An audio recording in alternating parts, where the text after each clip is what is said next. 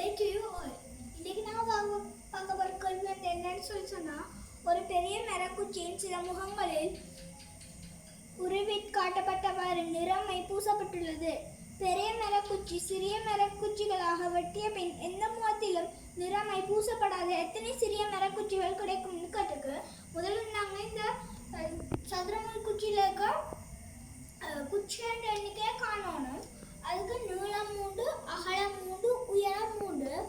அப்போ 3 தரம் 3 தரம் 3 பெருக்கினா 27. அப்போ இந்த சதுரமுறையில் இருக்கிற குச்சியோட எண்ணிக்கை வந்து 27. இதில் வந்து நாங்கள் இந்த சதுரமுகிக்கு இருக்கிற குச்சியோட எண்ணிக்கை எதிராக பார்க்கணும். 2, 4, 6, 8 உச்சி இருக்கும் ஒரு சதுரமுகிக்கு. அப்போ இந்த 8 நாங்கள் கழிக்கணும். ஏன்னு சொன்னால் 8க்கு தான் நிறம் திட்டப்பட்டிருக்கு. அப்போ 8 கழிக்கணும். கழிச்சா 10